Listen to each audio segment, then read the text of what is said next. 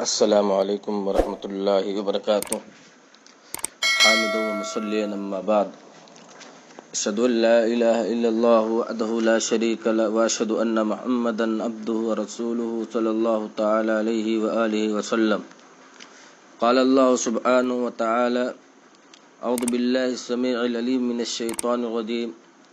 انما الصدقات للفقراء والمساکین والعاملین علیہا والمؤلفۃ قلوبہم وفی الرقاب والغارمین وفی سبیل اللہ وابن السبیل فریضۃ من اللہ واللہ علیم حکیم۔ معزز و مکرم سامعین، آج آپ کے سامنے زکوٰۃ کے مصارف کو بیان کیا جائے گا کہ ہم اور آپ جو زکوٰۃ ادا کرتے ہیں انہیں خرچ کہاں کیا جائے، انہیں کن لوگوں تک پہنچایا جائے۔ میرے عزیزو، اللہ سبحانہ و تعالیٰ نے سورہ توبہ آیت نمبر 60 کے اندر زکوٰۃ کے مصارف کو بیان کرتے ہوئے فرمایا: انما الصدقات للفقراء والمساکین والعاملین علیہا والمؤلفۃ قلوبہم وفی الرقاب والغارمین وفی سبیل اللہ وابن السبیل فریضۃ من اللہ واللہ علیم حکیم۔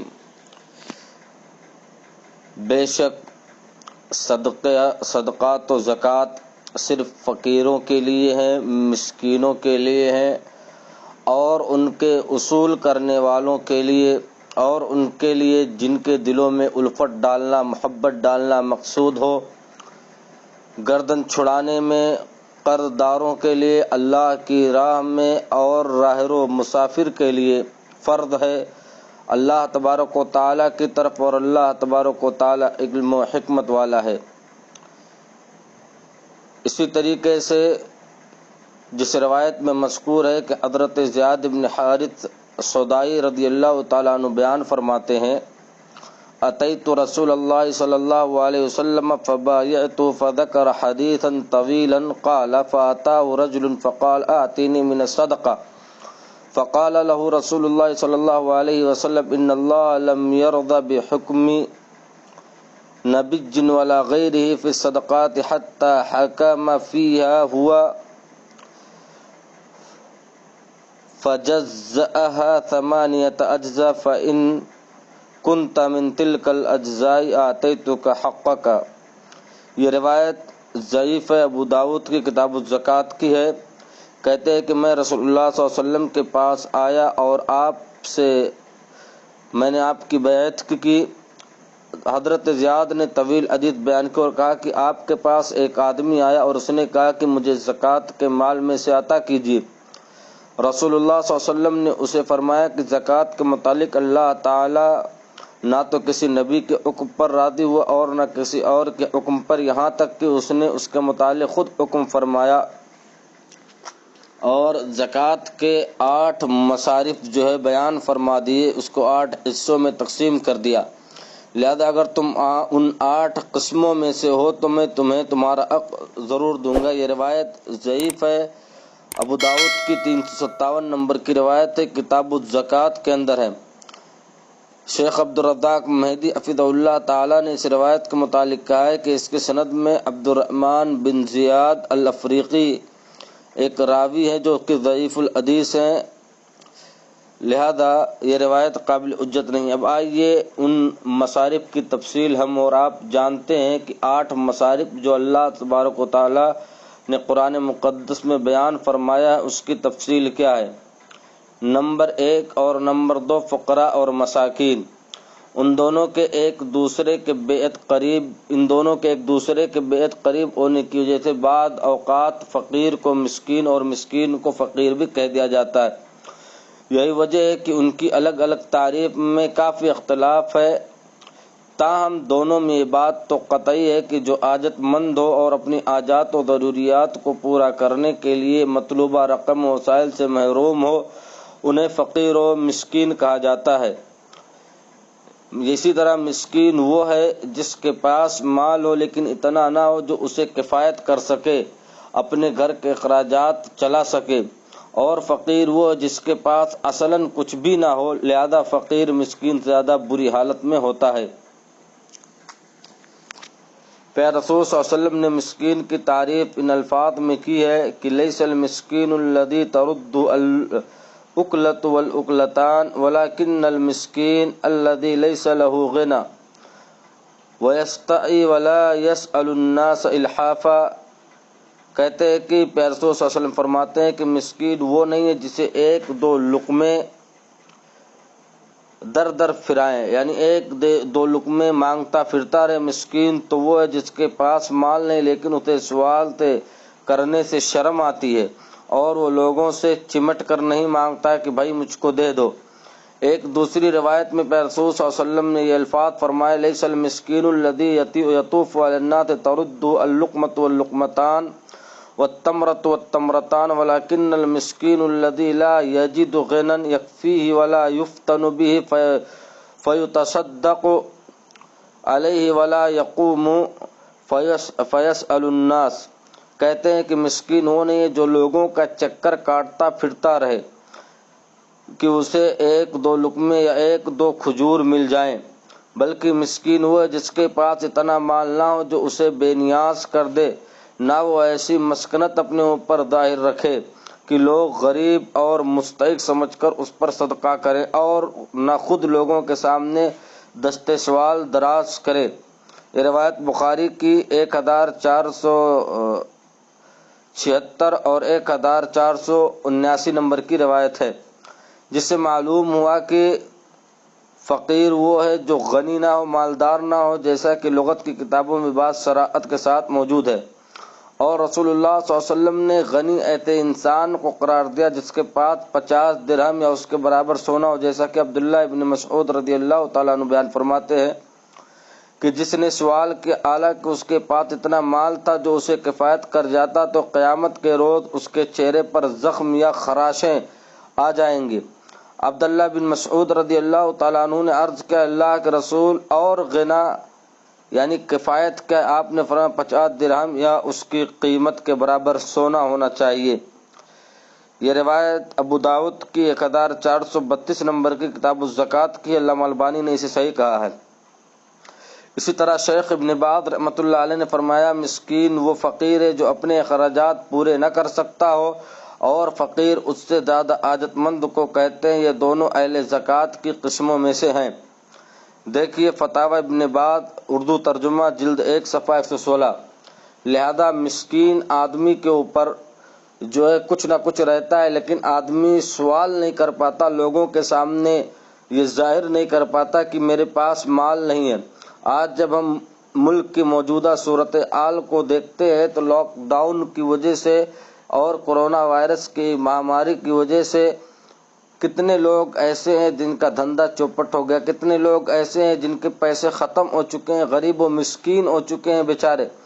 لیکن اپنی عزت نفس کی وجہ سے لوگوں کے سامنے سوال نہیں کر پا رہے ہیں۔ تو لہذا ہمیں اور آپ کو ایسے لوگوں کو تلاش کر دینا چاہیے اور انہیں زکوٰۃ کے مال کو ان کے درمیان تقسیم کرنا چاہیے تاکہ وہ پھر سے اٹھ کھڑے ہو سکے، تاکہ پھر سے اپنی روزی روٹی پر آ سکے۔ روزی روٹی کا بندوبست نہیں ہے تو آپ ان کی روزی روٹی کا بندوبست کرائیں، ان کے لیے دکان کھلوا دیں، ان کے لیے اور سوشل جو کام ہوتے ہیں وہ کام کرا دیں، ان کے لیے ان کے گھر کو بنوا دیں، ان کی بیٹیوں کی شادی کرا دیں، وغیرہ وغیرہ جو ہوتے ہیں۔ اسی طرح فقیر آدمی جو آپ کے ہاں آتا ہے کچھ مانگتا ہے اس کو بھی دینا چاہیے، اور یہ ان کا حق زکوٰۃ میں سے کچھ حصہ ان تک بھی پہنچنا چاہیے۔ اسی طرح تیسری قسم عاملین کی ہے، ان سے مراد ایسے سرکاری اہلکار ہیں جو زکوٰۃ صدقات کی وصولی و تقسیم اور اس کے حساب و کتاب پر مامور ہوں۔ یعنی سرکاری تو ہمارے ہندوستان میں تو ایسے سرکاری لوگ نہیں ہیں، بلکہ مدارس کے یا ادارے کے یا مسجد کے یا کسی بھی سوشل جگہ کے لوگ ہوتے ہیں، کسی بھی تنظیم کے لوگ ہوتے ہیں جو آپ تک چندے کے لیے جاتے ہیں۔ لہذا آپ کی ذمہ داری یہ بنتی ہے کہ ان تک جو آپ اپنے گھر بار اپنی بال بچوں کو چھوڑ کر آپ کے یہاں آپ کے ادارے کے لیے آپ کی تنظیم کے لیے گیا ہوا ہے امداد کے لیے، تو لہذا ایسے لوگوں کی بھی تنخواہیں مقرر ہونی چاہیے، اور ایسے لوگوں کی تنخواہیں زکوٰۃ کے پیسے سے ادا کی جا سکتی ہیں، اس میں کوئی حرج نہیں ہے۔ عبداللہ بن سعدی بیان کرتے ہیں کہ وہ حضرت عمر رضی اللہ تعالیٰ عنہ کے پاس ان کے زمانے خلافت میں آئے تو ان سے حضرت عمر نے پوچھا کیا مجھ سے جو یہ کہا گیا ہے وہ صحیح ہے کہ تمہیں لوگوں کے کام سپرد کیے جاتے ہیں اور جب اس کی تنخواہ دی جاتی ہے تم اسے لینا پسند نہیں کرتے ہو؟ میں نے کہا یہ صحیح۔ حضرت عمر نے کہا کہ تمہارا اس سے کیا مقصد ہے؟ تو انہوں نے کہا کہ میں نے عرض کیا کہ میرے پاس گھوڑے اور غلام ہیں اور میں خوشحال انسان ہوں، مالدار ہوں، اور میں چاہتا ہوں کہ میری تنخواہ مسلمانوں پر صدقہ ہو جائے۔ عمر فاروق رضی اللہ تعالیٰ عنہ نے فرمایا کہ ایسا نہ کرو، کیونکہ میں نے بھی اس کا ارادہ کیا تھا جس کا تم نے ارادہ کیا ہے۔ آپ صلی اللہ علیہ وسلم مجھے عطا کرتے تھے تو میں عرض کر دیتا تھا کہ اسے مجھ سے زیادہ اس کے ضرورت مند کو عطا فرما دیا جائے۔ بالآخر آپ نے ایک مرتبہ مجھے مال دیا اور میں نے پھر وہی بات کی کہ اسے ضرورت مند کو عطا کر دیجیے جو اس کا مجھ سے زیادہ محتاج ہو۔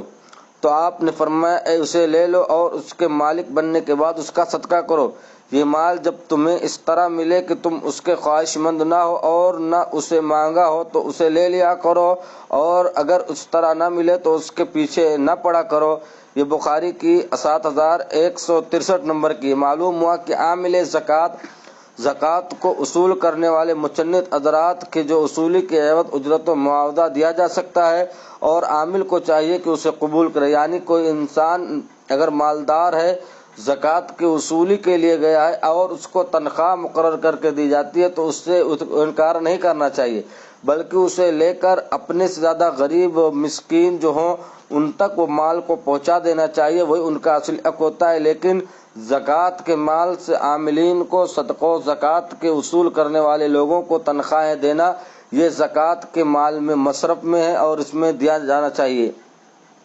اسی طرح کہتے ہیں کہ ایک اور مسئلہ ہے کہ کیا مالداروں کو زکوٰۃ اصولنے کا عامل بنایا جا سکتا ہے؟ ابو سعید خدری رضی اللہ تعالیٰ عنہ فرماتے ہیں کہ رسول اللہ صلی اللہ علیہ وسلم نے فرمایا لا تحل الصدقۃ لغنی الا لخمسہ، لغاز فی سبیل اللہ او لعامل علیہ او لغارم او لرجل استرا بمال او لرجل کان له جار مسکین فتصدق علی المسکین فاہداہ المسکین للغنی۔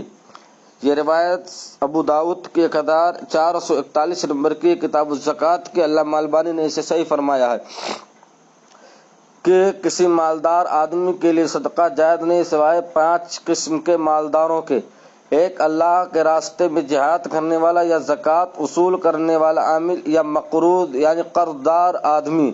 یا وہ مالدار آدمی جو صدقے کو اپنے مال کے ساتھ خرید لے، یا ایسا آدمی جس کا پڑوسی مسکین ہو پھر مسکین پر صدقہ کیا جائے اور وہ مسکین مالدار کو صدقے کا مال ہدیہ کر دے۔ اسی طرح عبداللہ بن سعدی کی بھی روایت اس کی دلیل ہے، جس میں اس بات کی وضاحت ہے کہ وہ طالب حیثیت آدمی تھے اور زکوٰۃ اصول کرنے کے لیے عامل مقرر تھے لیکن تنخواہ نہیں لیتے تھے۔ جب عمر رضی اللہ تعالیٰ عنہ کو اس کی خبر ہوئی تو انہوں نے عبداللہ بن سعدی کو سمجھایا کہ تمہیں جو مال بغیر خواہش کے ملے اسے لے لیا کرو، اور اگر تمہیں اس کی ضرورت نہ ہو تو اسے تم غریبوں مسکینوں پر صدقہ کر دیا کرو۔ اسی طرح ایک اور مسئلہ اس میں یہ ہے کہ عامل کو زکوٰۃ کے مال سے صرف بقدر کفایت ہی اجرت لینا چاہیے، یعنی عامل جو ہوتا ہے، مچنت جو ہوتا ہے، اسے اتنا ہی مال لینا چاہیے جو اس کے کفایت کر دے، اس کے گھر والوں کے خرچ کے اخراجات کے لیے ہو جائے بس۔ جیسا کہ حضرت مستورد بن شداد کہتے ہیں کہ رسول اللہ صلی اللہ علیہ وسلم نے فرمایا من کان لنا عاملا فلیکتسب زوجۃ فإن لم یکن له خادم فلیکتسب خادما فإن لم یکن له مسکن فلیکتسب مسکنا۔ قال ابو بکر اخبرت ان النبی صلی اللہ علیہ وسلم کان من اتخذ غیر ذلك فهو غال او سارق۔ کہتے ہیں کہ جو شخص ہمارے زکوٰۃ کی اصولی پر عامل مقرر ہو، اسے چاہیے کہ شادی کر کے بیوی حاصل کر لے، اگر اس کے پاس خادم نہ ہو تو خادم حاصل کر لے، اور اس کے پاس رہائش نہ ہو تو رہائش حاصل کرے۔ راوی کا بیان ہے کہ ابو بکر نے کہا مجھے خبر دی گئی کہ نبی کریم صلی اللہ علیہ وسلم نے فرمایا جس نے اس کے علاوہ کچھ لیا تو وہ خائن یا چور ہے۔ مسند احمد کی ایک روایت میں الفاظ یہ ہیں جو شخص ہمارے لیے کسی کا والی بنے، یعنی صدقات کی اصولی کے لیے مقرر کیا جائے اور اس کا کوئی گھر نہ ہو تو گھر حاصل کر لے، یا اس کی بیوی نہ ہو تو شادی کر لے، یا اس کے پاس خادم نہ ہو تو خادم حاصل کر لے، یا اس کے پاس سواری کے لیے جانور نہ ہو تو جانور حاصل کر لے۔ اور جس نے ان اشیاء کے علاوہ، ان چیزوں کے علاوہ کچھ بھی صدقات کے مال سے لیا تو خائن ہوگا۔ اور ایک روایت میں یہ ہے کہ تو وہ شخص چور سمجھا جائے گا۔ دیکھیے ابو داؤد کی 2552 نمبر کی روایت کتاب الخراج کی ہے، خراج والعمارت والفی کی ہے، یہ روایت صحیح ہے۔ اسی طرح مسند احمد کی 17329 نمبر کی روایت ہے، یہ بھی صحیح ہے۔ اسی طرح ملا علی قاری کہتے ہیں کہ مظہر نے کہا کہ حدیث کا مطلب یہ ہے کہ عامل کے لیے اس مال سے جو بیت المال سے اس کے تصرف میں ہے اس قدر لینا جائے جو اس کی بیوی کے مہر، خرچہ اور لباس کے برابر ہو، اور اسی طرح جس کے بغیر اس کا گزارا ممکن نہ ہو۔ وہ نہ تو اس میں فضول خرچی کرے اور نہ ہی ناز و نعمت اختیار کرے۔ اگر اس نے بیت المال کی رقم سے ضرورت سے زیادہ لیا تو وہ اس پر حرام ہے۔ امام خطابی کہتے ہیں کہ اس حدیث کی 2 طرح سے تعویل کی جا سکتی ہے۔ نمبر 1، یا تو آپ صلی اللہ علیہ وسلم نے خادم اور رہائش کا اصول صرف اسی تنخواہ سے جائز قرار دیا ہے جو اس جیسے کاموں کی ہی اجرت ہے، اور اس کے لیے اس تنخواہ کے علاوہ کسی اور چیز سے بھی فائدہ اٹھانا جائز نہیں ہے، یا پھر مراد یہ ہے کہ عامل کے لیے، مچنت کے لیے رہائش اور خدمت کا اصول مباح ہے، لہذا اگر اس کے پاس رہائش یا خادم نہیں ہے تو اس کے لیے ایسا اجرت مقرر کیا جائے جو اس کی خدمت کرے، جو اور جس طرح کے آدمی کا کام اسے کافی ہو جائے، اور اسی طرح جب تک عامل اپنی اس ذمہ داری پر ہے اس کے لیے کرائے پر رہائش کا انتظام کیا جائے گا کہ اس میں وہ رہ سکے۔ دیکھیے جو ہے عون المعبود 2545 نمبر حدیث کے نیچے یہ چیز موجود ہے۔ اسی طرح امام ابن قدامہ المقدسی کہتے ہیں کہ اور اسی مال سے یعنی زکوٰۃ کا حساب کرنے والے، لکھنے والے، جمع کرنے والے، خازن اور اس کے محافظ وغیرہ کی تنخواہ بھی دی جائے گی، اور ان سب کو صدقات کے عاملین میں سے ہی شمار کیا جائے گا، اور صدقات کے عاملین کا حصہ ان کے سپرد اور ان کے حوالے کر دیا جائے گا۔ دیکھیے المغنی لابن قدامہ جلد 2 صفحہ 518۔ لہذا یہ بات پتہ چلی کہ عاملین اور مچندین حضرات کو چندہ کرنے والے لوگوں کو بھی اس مال سے، زکوٰۃ کے مال سے سیلری دی جا سکتی ہے اور انہیں ان کا حق دینا چاہیے۔ اسی طرح مؤلفۃ القلوب جو ہوتے ہیں، تالیف قلب کی کئی اقسام ہے، یہ 4تھی قسم ہے۔ نمبر 1، اس سے مراد ایک تو وہ کافر ہے جو کچھ اسلام کی طرف مائل ہو اور اس کی امداد کرنے پر امید ہو کہ وہ اسلام کی طرف مائل ہو جائے گا اور اسلام لے آئے گا۔ پس ابن شہاب سے مروی ہے کہ وہ بیان فرماتے ہیں کہ غزا رسول اللہ صلی اللہ علیہ وسلم غزوۃ الفتح یعنی فتح مکہ ثم خرج رسول اللہ صلی اللہ علیہ وسلم بمن معه من المسلمین فاقتتلوا بعنین فنصر اللہ دینہ والمسلمین، وأعطى رسول الله صلى الله عليه وسلم يومئذ صفوان بن أمية 100 من النعم ثم 100 قال ابن شهاب حدثني سعيد بن المسيب أن صفوان قال والله لقد آتاني رسول الله صلى الله عليه وسلم ما آتاني وإنه لأبغض الناس إلي فما برئ يعطيني حتى إنه لأحب الناس إلي۔ یہ روایت صحیح مسلم کی 2313 نمبر کی روایت ہے۔ کہتے ہیں کہ رسول اللہ صلی اللہ علیہ وسلم نے فتح مکہ کا غزوہ کیا، پھر آپ اور آپ کے ساتھ مسلمان تھے نکلے اور انہوں نے حنین کے مقام پر لڑائی کی تو اللہ تعالیٰ نے اپنے دین اور مسلمانوں کی مدد فرمائی، اور اس روز رسول اللہ صلی اللہ علیہ وسلم نے صفوان بن امیہ کو 100 اونٹ عطا فرمائے، پھر 100 اونٹ عطا فرمائے یعنی 300 اونٹ۔ ابن شہاب بیان کرتے ہیں کہ مجھے سعید بن مسیب نے بیان کیا کہ صفوان بن امیہ نے کہا اللہ کی قسم رسول اللہ صلی اللہ علیہ وسلم نے جو کچھ مجھے عطا کیا سو کیا، اور بلا شبہ آپ میرے نزدیک لوگوں میں سب سے زیادہ قابل نفرت تھے، پھر آپ مجھے عطا کرتے گئے یہاں تک کہ آپ میرے نزدیک لوگوں میں سب سے زیادہ محبوب ہو گئے۔ اسی طرح انس ابن مالک رضی اللہ تعالیٰ عنہ سے مروی ہے کہ ما سئل رسول اللہ صلی اللہ علیہ وسلم علی الاسلام شیئا الا اعطاه قال فجاء رجل فاعطاه غنما بین جبلین فرجع الى قوم فقال یا قوم اسلموا فان محمدا یؤتی عطاء لا یخشى الفقر۔ یہ روایت صحیح مسلم کی 2312 کی ہے۔ کہتے ہیں کہ رسول اللہ صلی اللہ علیہ وسلم نے سے اسلام پر جس چیز کا بھی سوال کیا گیا، اسلام کے نام پر جس چیز کا سوال کیا گیا، آپ نے وہ چیز عطا فرما دی۔ انس ابن مالک نے بیان کیا کہ ایک آدمی آپ صلی اللہ علیہ وسلم کے پاس آیا تو آپ نے اسے اتنی زیادہ بکریاں دے دی کہ وہ پہاڑوں کے درمیانی حصے کو بھر سکتی تھی۔ وہ اپنی قوم کی طرف واپس پلٹا تو اس نے کہا میری قوم کہ لوگوں مسلمان ہو جاؤ، یقیناً محمد صلی اللہ علیہ وسلم اس قدر عطا کرتے ہیں کہ فاقے سے بالکل بھی ڈر نہیں رہتا۔ اسی طریقے سے صحیح مسلم کے ایک روایت میں یہ الفاظ ہے ان رجلا سأل النبي صلی اللہ علیہ وسلم غنما بین جبلین فأعطاه إياه فأتى قومه فقال اے قومی فوالله ان محمدا ليؤتي عطاء ما يخاف الفقر فقال انس ان كان الرجل لا يسلم ما يريد الا الدنيا فما يسلم حتى يكون الاسلام احب الیہ من الدنیا ما علیہا۔ کہتے ہیں یقیناً ایک آدمی نے نبی کریم صلی اللہ علیہ وسلم سے اتنی زیادہ بکریوں کا سوال کیا جو دو پہاڑوں کے درمیان حصے میں سما جاتی، تو آپ نے اسے وہ عطا فرما دی۔ پھر وہ اپنی قوم کے پاس آیا اور اس نے کہا کہ اے میری قوم، اللہ کی قسم محمد صلی اللہ علیہ وسلم اس قدر عطا کرتے ہیں کہ فقر و فاقہ سے بھی ڈر نہیں ہوتا ہے۔ انس ابن مالک فرماتے ہیں کہ اس طرح مالی عنایات دے کر اگر کوئی آدمی مسلمان ہوتا تو صرف دنیاوی اغراض و مقاصد کے لیے ہوتا، لیکن جب مسلمان ہو جاتا تو اسلام اس کے نزدیک دنیا اور اس پر موجود ہر چیز سے زیادہ محبوب ہو جاتی۔ یہ روایت جو ہے صحیح مسلم کی 2312 نمبر کی ہے۔ لہذا ایسے لوگ جو اسلام کی طرف، ایسے کافر حضرات جو غیر مسلم حضرات جو اسلام کی طرف مائل ہوں، انہیں زکوٰۃ اور صدقات کے مال دے کر انہیں اسلام سے قریب کرنا چاہیے، اسلام کی اچھائیوں اور محاسن اور اخلاق کو ان کے سامنے پیش کرنا چاہیے۔ اسی طرح اس کی دوسری قسم یہ ہے کہ اس میں وہ 9 مسلم افراد شامل ہیں جن کو اسلام پر مضبوطی سے قائم رکھنے کے لیے مدد دینے کی ضرورت ہو، جیسا کہ آپ صلی اللہ علیہ وسلم نے جنگ حنین کے روز ہی آزاد ہونے والے لوگوں کے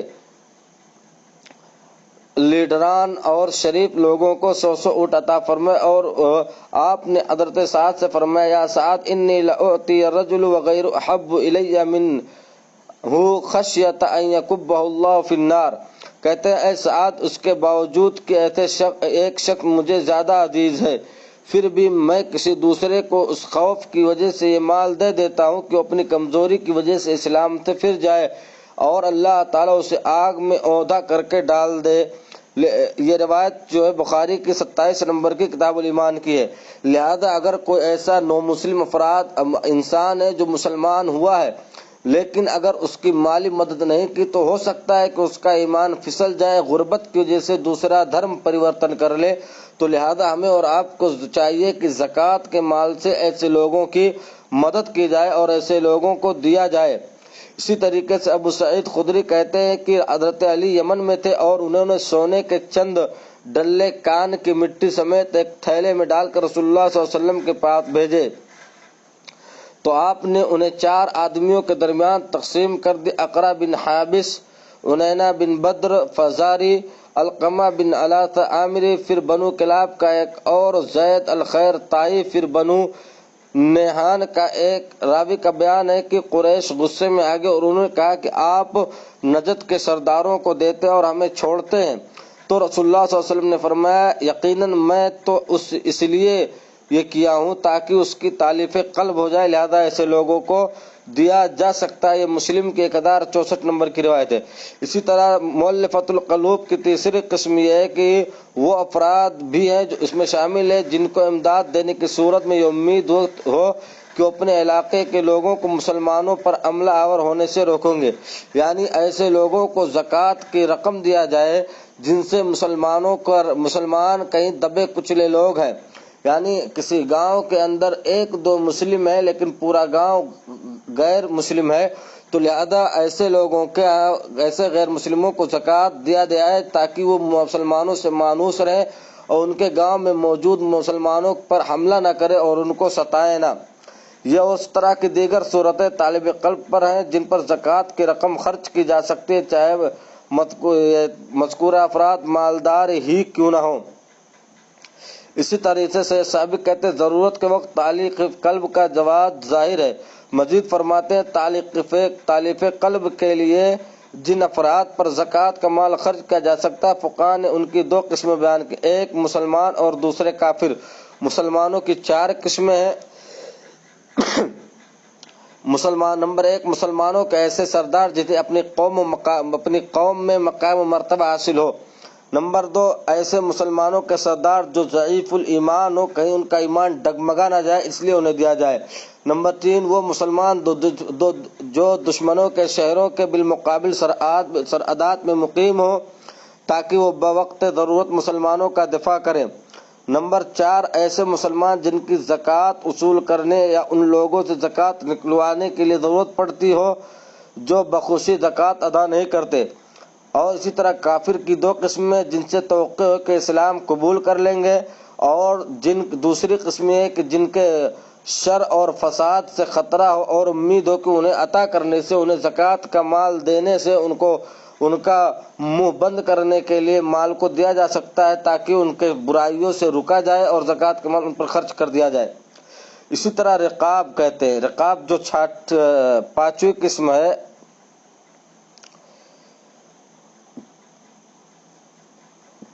قسم ہے، رقاب مطلب یہ ہے کہ گردنیں آزاد کرنے میں زکوٰۃ کا مال صرف کر دیا جا سکتا ہے۔ امام بخاری رحمۃ اللہ علیہ لکھتے ہیں کہ ابن عباس سے منقول ہے، یعتق من زکوٰۃ مالی ہی، آدمی اپنی زکوٰۃ کے مال سے غلام آزاد کر سکتا ہے۔ دیکھیے بخاری معلق روایت ہے 1468 نمبر کی روایت سے اوپر یہ چیز نقل ہے۔ اسی طرح ابو ہریرہ رضی اللہ تعالیٰ عنہ فرماتے ہیں کہ رسول اللہ صلی اللہ علیہ وسلم نے فرمایا، ثلاثۃ حق علی اللہ عونہم المجاہد فی سبیل اللہ والمکاتب الذی یرید الادا والناکح الذی یرید العفاف۔ اللہ تعالیٰ پر تین بندوں کی مدد کرنا حق ہے، ایک اللہ کے راستے میں جہاد کرنے والا مجاہد، دوسرا ایسا مکاتب جو غلام ادائیگی کا ارادہ رکھتا ہے، اور تیسرا وہ نکاح کا خواہش مند جو پاک دامنی کا ارادہ رکھتا ہے۔ دیکھیے مسند ابو داؤد الطیالسی حدیث نمبر 739، یہ صحیح روایت ہے۔ اسی طریقے سے فقہاء نے اس مسئلے میں اختلاف کیا کہ کیا صرف مکاتب غلام آزاد کرائے جا سکتے ہیں، غیر مکاتب بھی؟ اس میں سب سے درست بات یہ ہے اس میں کہ جو ہے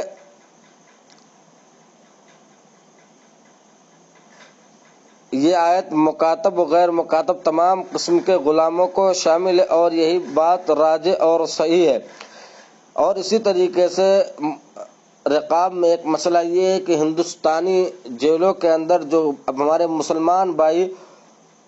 جھوٹے الزامات میں پھنسائے گئے ہیں اور انہیں جیل میں ڈال دیا گیا، قید و بند کے صعوبتوں میں پڑے ہوئے ہیں، تو ایسے لوگوں کو بھی زکوٰۃ کا مال دے کر ادا کیا جا سکتا ہے، ان کے کیس کو لڑا جا سکتا ہے۔ اسی طریقے سے والغارمین چھٹی قسم ہے کہ مقروض، ان میں سے ایک تو ایسا شخص شامل ہے جو اپنے اہل و عیال کا خرچ پورا کرنے کے لیے قرض لے کر مقروض ہو گیا ہو، دوسرا ایسا شخص جس نے کسی کی ضمانت دی ہو پھر وہ اس کا ذمہ دار قرار پایا ہو، یا ایسا شخص جس کا کاروبار خسارے کا شکار ہو گیا اور اس وجہ سے وہ مقروض ہو گیا ہو۔ ان تمام افراد کی مال زکوٰۃ سے مدد کی جا سکتی ہے۔ نبی کریم صلی اللہ علیہ وسلم نے ان تمام قسموں کے قرض داروں کو سوال کا مستحق قرار دیا، جیسا کہ قبیصہ بن مخارق کی روایت ہے۔ یعنی ایک آدمی اپنے اہل و عیال کا خرچ پورا کرنے کے لیے قرض لیا اور وہ مقروض ہو گیا، اب اس کے پاس ادائیگی کا کوئی ذریعہ نہیں ہے، تو زکوٰۃ کے مال سے اس کا قرض ادا کر دیا جائے گا۔ دوسرا یہ کہ اگر کسی آدمی کے اوپر کوئی آدمی کسی کا قرض تھا، لیکن اس نے اس کی ضمانت لی تھی کہ بھائی میں اس کا قرض ادا کر دوں گا، لیکن یہ بھی آدمی بیچارہ مجبور ہو گیا اور اس کے پاس مال و دولت نہیں ہے، تو ایسے انسان کے بھی قرض کو ادا کیا جائے گا زکوٰۃ کے مال سے۔ یا اسی طریقے سے ایسا انسان جو خسارے میں چلا گیا، جس کا کاروبار خسارے میں چلا گیا اور وہ قرض دار ہو گیا، تو ایسے بھی انسان کی زکوٰۃ مدد کی جا سکتی ہے۔ پیارے رسول صلی اللہ علیہ وسلم نے قبیصہ بن مخارق کی روایت میں ہے کہ وہ بیان کرتے ہیں کہ میں نے دیت دینے کی ذمہ داری قبول کی، چنانچہ اس وجہ سے میں رسول اللہ صلی اللہ علیہ وسلم کی خدمت میں حاضر ہوا، میں آپ سے دیت کے بارے میں تعاون کا مدد کا طلبگار ہوا۔ دیت اصل میں کہتے ہیں کہ جب کوئی مسلمان کسی کا پر ناحق ظلم کرتا ہے یا کسی مسلمان بھائی پر ظلم کرتا ہے، مار دیتا ہے، انگلی توڑ دیتا ہے، دانت توڑ دیتا وغیرہ جو ہوتے ہیں، تو ان کے اوپر بطور تاوان جرمانے کے جو پیسہ جرمانے کے طور پر لگایا جاتا ہے، انہیں دیت کہا جاتا ہے۔ کہتے ہیں کہ میں دیت کے بارے میں نبی کریم صلی اللہ علیہ وسلم سے تعاون کے سلسلے میں آیا تو آپ نے حکم دیا کہ تم ہمارے یہاں قیام کرو، جب ہمیں صدقات ملیں گے تو ہم ان میں سے تمہارے بارے میں بھی حکم دے دیں گے۔ اس کے بعد آپ صلی اللہ علیہ وسلم نے فرمایا، قبیصہ سوال کرنا صرف 3 افراد کے لیے درست، ایک وہ شخص جس نے کسی کی ضمانت اٹھائی اس کے لیے سوال کرنا جائز ہے یہاں تک کہ ضمانت حاصل کر لے، اس کے بعد سوال کرنے سے رک جائے۔ دوسرا وہ انسان جس سے آفت پہنچ جائے، آفت نے اس کے مال کو برباد کر دیا، اس کے لیے اس وقت تک سوال کرنا جائز جب تک کہ اس کی ضرورت نہ پوری ہو جائے۔ اور تیسرا وہ انسان جو فاقہ کش ہو، فاقہ زدہ ہے، اس کے قبیلے کے 3 ہوش مند انسان کھڑے ہوں اور گواہی دیں کہ فلاں انسان فاقہ زدہ ہے، اس کے پاس کچھ بھی نہیں ہے،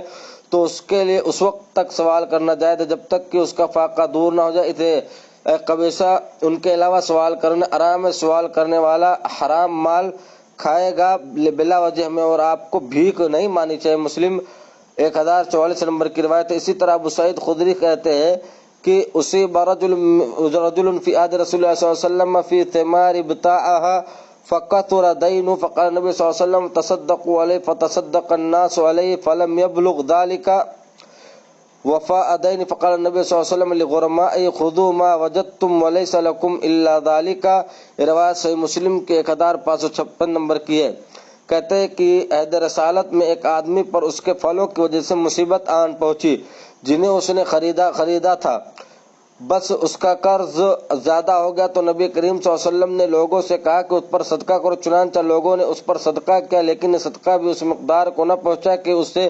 جس سے اس کا قرض ادا ہو جاتا، تو آپ نے اس کے قرض خواہوں سے کہا کہ جو تمہیں مل جائے وہی لے لو اور تمہارے لیے اس کے علاوہ اور کچھ نہیں ہے۔ سید سابق رحمۃ اللہ علیہ فرماتے ہیں فقہ و سنہ جلد 1 صفحہ 358 کے اندر، کسی ذمہ داری کی وجہ سے زکوٰۃ لینے کے لیے یہ شرط نہیں کہ وہ شخص اس ذمہ داری کو پورا کرنے سے عاجز ہو، بلکہ وہ زکوٰۃ کا مال لے سکتا ہے اگرچہ اس کے پاس اتنا مال ہو جس سے وہ ذمہ داری پوری کر لے۔ اسی طریقے سے ایک مسئلہ ہے، کیا مال زکوٰۃ سے میت کا قرض ادا کیا جا سکتا ہے؟ دیکھیے، اس میں زکوٰۃ کے مال سے میت کا قرض ادا کیا جا سکتا ہے کیونکہ آیت عام ہے اور اس میں ہر قرضدار شامل ہے، خاص زندہ ہو یا مردہ، اس لیے یہ بھی جائز ہے کیونکہ میت کے قرض کی ادائیگی بھی زندہ کے قرض کی طرح کامل طور پر صحیح ہے، اور یہی بات درست ہے۔ دیکھیے المجموع للنووی جلد 6 صفحہ نمبر 211۔ اس کی دلیل وہ روایت جس میں اس بات کا تذکرہ ہے کہ رسول صلی اللہ علیہ وسلم نے فرمایا، ما من مؤمن الا وانا ولی به فی الدنیا والآخرہ اقرؤوا ان شئتم النبی اولی بالمؤمنین من انفسهم فأجما مؤمن مات ومن وترك مالا فليرثه عصبته من كانوا ومن ترك دینا او ضیاء فلیأتنی فانا مولاه۔ کہتے ہیں کہ میں ہر مومن کے لیے دنیا آخرت میں سب سے زیادہ قریب، اگر تم چاہو تو یہ آیت پڑھ لو، نبی مومنوں سے ان کی جان سے بھی زیادہ قریب ہے، اس لیے جو مومن بھی انتقال کر جائے اور وہ مال چھوڑ جائے تو چاہیے کہ اس کے ورثہ اس کے مالک ہوں، وہ جو بھی ہوں، اور جو شخص قرض چھوڑ کر چلا جائے یا اولاد چھوڑ جائے تو میرے پاس آ جائے، میں ان کا ولی ہوں۔ یہ روایت بخاری کی 2399 کی ہے۔ لہذا اگر کوئی انسان مر گیا اس کے اوپر قرض تھا تو لہذا ایسے لوگوں کی قرض کو بھی زکوٰۃ کے مال سے ادا کیا جائے گا اور اس میں کوئی حرج نہیں ہے۔ اس سے مراد یہ ہے کہ جو شخص قرضدار ہو کے وفات پایا اور وہ پیچھے اتنا مال نہ چھوڑا جس سے قرض کی ادائیگی ممکن ہو، تو اس کے اہل و عیال کہتے ہیں اہل و عیال میرے یعنی محمد صلی اللہ علیہ وسلم کے پاس آئیں، میں بیت المال سے اس کا قرض ادا کر دوں گا۔ اور یہ بات محتاط دلیل نہیں کہ بیت المال میں غنائم اور خراج کے ساتھ ساتھ اموال زکوٰۃ بھی شامل ہوتے تھے۔ اسی طریقے سے فی سبیل اللہ اس مصرف میں 7واں مصرف جو ہے فی سبیل اللہ، اللہ کا راستہ، اس مصرف میں ایسے تمام افراد شامل ہیں جو دنیا میں غلبہ اسلام کے لیے بھی کسی بھی طریقے سے جہاد و قتال کے عمل میں مصروف ہیں، یعنی کوئی بھی ہو،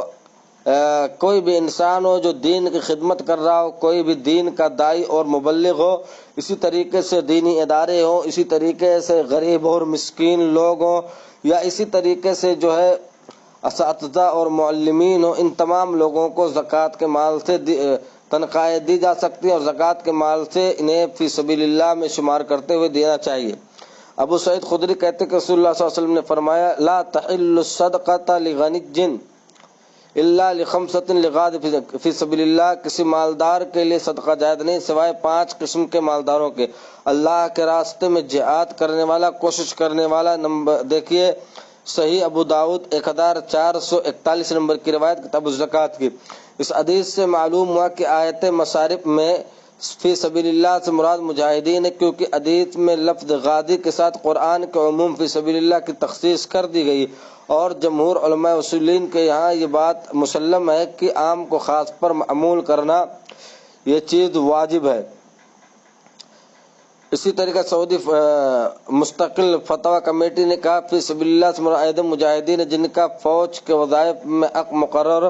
نہیں ہے۔ نمبر 7 دیکھ لیجئے کیا نام ہے، یہ روایت جو ہے الفقہ الاسلامی وادلۃ جلد صفحہ 874 نمبر پیج پہ چیز ملے گی۔ اسی طرح کیا حج عمرہ فی سبیل اللہ میں شامل؟ حضرت ام معقل بیان فرماتی ہیں کہ جب رسول اللہ صلی اللہ علیہ وسلم نے حجۃ الوداع فرمایا، ہمارے پاس ایک اونٹ تھا جسے ابو معقل رضی اللہ تعالیٰ عنہ نے اللہ کی راہ میں وقف کر دیا تھا۔ ہم اس کے بعد بیمار ہو گئے اور ابو معقل فوت ہو گئے، یعنی نبی کریم صلی اللہ علیہ وسلم حج کے لیے روانہ ہو گئے۔ پھر جب آپ اپنے حج سے فارغ ہو کر واپس پلٹ آئے تو میں آپ کے پاس آئی، آپ نے فرمایا اے ام معقل، تجھے ہمارے ساتھ حج کے لیے نکلنے سے کس چیز نے روکا تھا؟ انہوں نے کہا یقیناً ہم نے تیاری کی تھی لیکن میں نہ نکل سکے، اور ابو معقل آپ کے ساتھ نکل گئے، اور پھر حج سے واپسی پر ابو معقل فوت ہو گیا۔ ہمارے پاس ایک اونٹ تھا، اس پر ہم حج کیا کرتے تھے، لیکن ابو معقل نے اسے اللہ کی راہ میں وقف کر دیا۔ آپ نے فرمایا تو اس پر کیوں حج کے لیے نہ نکلی؟ بے شک حج اللہ تعالیٰ کے راستے میں سے ہی، لہذا دیکھیے صحیح ابو داؤد 1752 نمبر کی روایت ہے، لہذا یہ بھی چیز حج بھی فی سبیل اللہ میں شامل ہوگی اور حج عمرہ اللہ کے راستہ شمار کیے جائیں گے۔ ام معقل سے مروی کی روایت میں آپ صلی اللہ علیہ وسلم فرمایا الحج والعمرۃ فی سبیل اللہ، حج اور عمرہ اللہ کی راہ میں سے ہیں۔ دیکھیے جو ہے ارواء الغلیل حدیث نمبر 769۔ اسی طریقے سے ایک اور چیز، کیا ہسپتال، مدارس یا مساجد وغیرہ کا خرچ فی سبیل اللہ میں شامل ہے؟ اگرچہ بعض علماء اس طرف مائل ہوئے ہیں کہ فی سبیل اللہ کی مد میں تمام امور خیر شامل، جیسا کہ نواب صدیق حسن خان نے فی سبیل اللہ کی تفسیر میں کہا ہے کہ یہاں فی سبیل اللہ سے مراد جہاد ہے جو اللہ تعالیٰ تک پہنچنے کا بہت بڑا راستہ ہے، لیکن اس بات کی کوئی دلیل موجود نہیں کہ سبیل اللہ صرف اسی عمل کے ساتھ خاص ہے، بلکہ ہر وہ نیک جگہ مراد ہے جو طریق اللہ کے متعلق ہو، اللہ کے راستے کے متعلق ہو۔ آیت کے لغوی معنی بھی یہی ہیں جن کی واقفیت ضروری، اور فی سبیل اللہ میں ان علماء پر خرچ کرنا بھی شامل جو مسلمانوں کے دینی مصلحتوں کے کاموں میں لگے ہوئے ہیں۔ یقیناً اللہ کے مال میں ان کے لیے حصہ ہے، بلکہ یہ جہیز سب سے زیادہ اہم ہے، کیونکہ علماء انبیاء کے وارث ہیں اور دین کو سنبھالے ہوئے ہیں، اور انہی کی مساعی جمیلہ کی بدولت شریعت اسلامیہ محفوظ مامون ہے، اور یقیناً علماء صحابہ کرام بھی اس مال سے اپنی حاجات کے مطابق عطایا لیا کرتے تھے۔ دیکھیے الروضۃ الندیہ جلد 1 صفحہ نمبر 501۔ اسی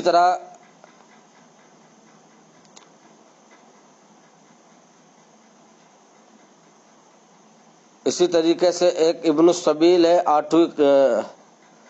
8ویں قسم ابن السبیل ہے۔ ابن السبیل کا مطلب یہ راستے کا بیٹا، اس سے مراد مسافر ہے، یعنی اگر کوئی مسافر دوران سفر امداد کا مستحق ہو گیا، مدد کا مستحق ہو گیا، تو خواہ وہ اپنے گھر یا وطن میں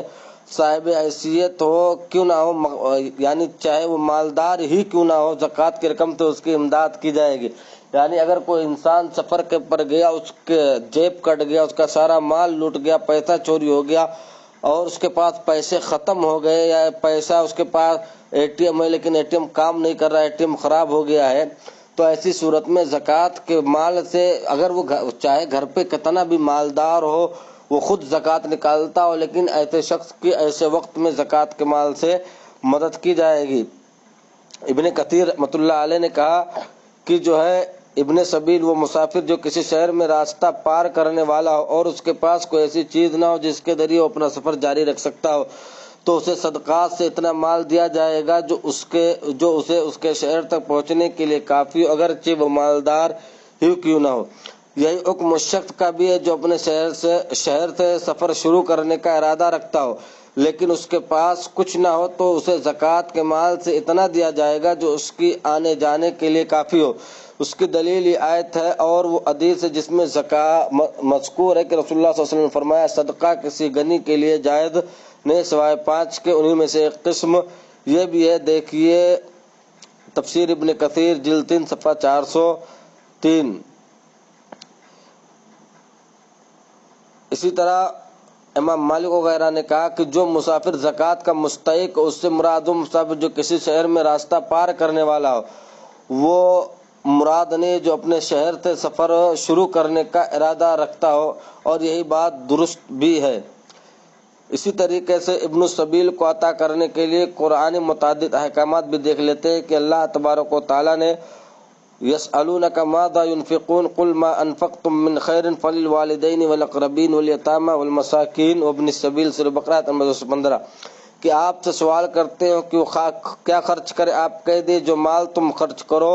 وہ ماں باپ کے لیے ہے اور رشتہ داروں، یتیموں، مسکینوں اور مسافروں کے لیے ہے۔ اسی طرح سورہ بقرہ نمبر 177 میں اللہ نے فرمایا وَآتَ الْمَالَ عَلَىٰ حُبِّهِ ذَوِي الْقُرْبَىٰ وَالْيَتَامَىٰ وَالْمَسَاكِينَ وَابْنَ السَّبِيلِ وَالسَّائِلِينَ کہ نیک وہ ہے جو مال سے محبت کرنے کے باوجود قرابت داروں، رشتہ داروں، یتیموں، مسکینوں، مسافروں اور سوال کرنے والوں کو دے دے۔ اسی طریقے سے سورہ نساء آیت نمبر 36 کے اندر اللہ نے فرمایا وَاعْبُدُوا اللَّهَ وَلَا تُشْرِكُوا بِهِ شَيْئًا وَبِالْوَالِدَيْنِ إِحْسَانًا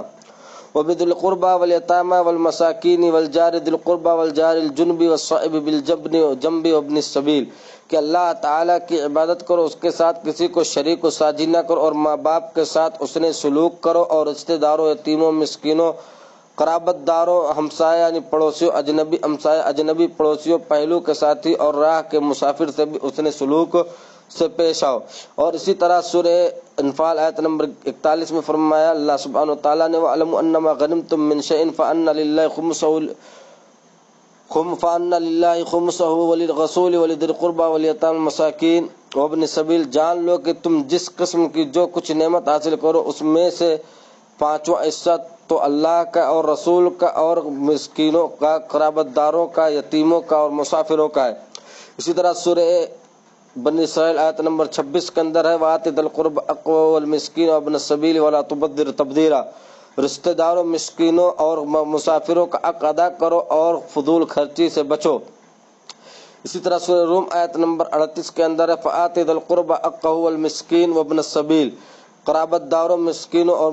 مسافر ہر ایک کو اس کا حق دیا کرو۔ اسی طرح سورہ عشر آیت نمبر 7 میں مَا أَفَاءَ اللَّهُ عَلَىٰ رَسُولِهِ مِنْ أَهْلِ الْقُرَىٰ فَلِلَّهِ وَلِلرَّسُولِ وَلِذِي الْقُرْبَىٰ وَالْيَتَامَىٰ وَالْمَسَاكِينِ وَابْنِ السَّبِيلِ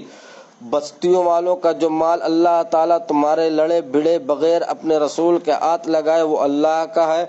اور رسول کا اور قرابت داروں کا اور یتیموں، مسکینوں کا اور مسافروں کا ہے۔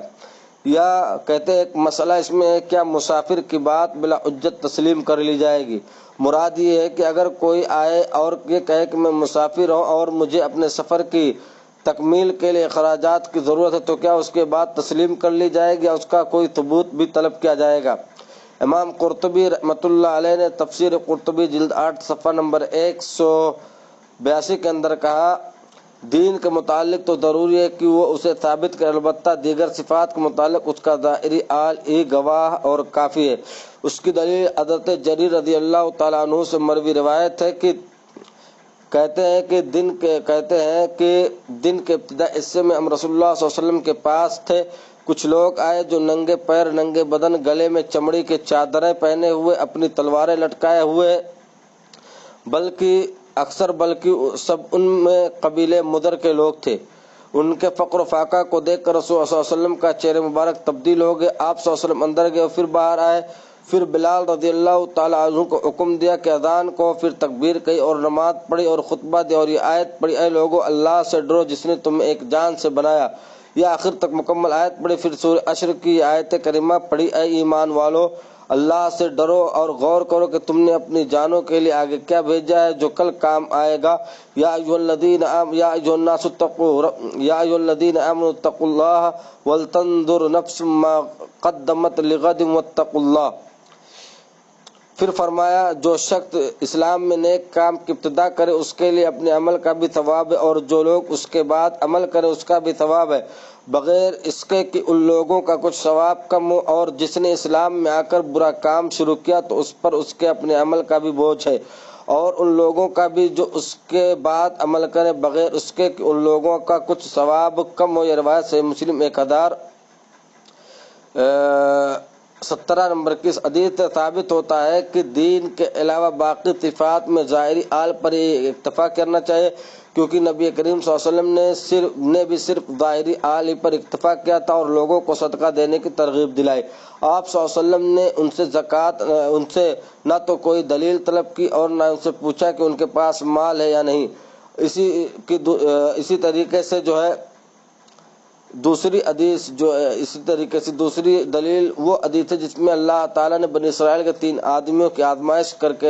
کرنے کا ارادہ فرمایا۔ اس کے آخر میں ایک فرشتہ اندھے کے پاس اپنی پہلی صورت میں آیا اور کہا، رجل مسکین وابن سبیل وتقطعت به الجبال فی سفر فلا بلاغ اليوم الا باللہ ثم بک اسألک بالذی رد علیک بصرک شاة اتبلغ بها فی سفری، کہ میں مسکین آدمی ہوں، سفر کے تمام سامان و اسباب ختم ہو چکے اور اللہ تعالیٰ کے سوا کسی سے حاجت پوری ہونے کی امید نہیں ہے۔ میں تم سے اس ذات کے واسطے جس نے تمہیں تمہاری بصارت، آنکھ کی بینائی واپس دے دی، ایک بکری کا سوال کرتا ہوں جس کے ذریعے اپنا سفر پورا کر سکوں۔ اندھے نے جواب دیا کہ یقیناً میں اندھا آدمی تھا، اللہ تعالیٰ نے مجھے اپنے فضل سے بصارت عطا فرمائی اور واقعتاً میں فقیر و مسکین تھا، اللہ تعالیٰ نے مجھے مالدار بنایا۔ تم جتنی بکریاں چاہتے ہو لے سکتے ہو، اللہ تعالیٰ کی قسم آج میں تمہیں اس چیز سے نہیں روکوں گا جسے تم اللہ کے لیے لینا چاہو گے۔ یہ روایت صحیح بخاری کی 3464 نمبر کی۔ اس حدیث میں محل استدعاء اور محل شاہد یہ ہے کہ جب فرشتہ اس کی پہلی صورت میں آیا اور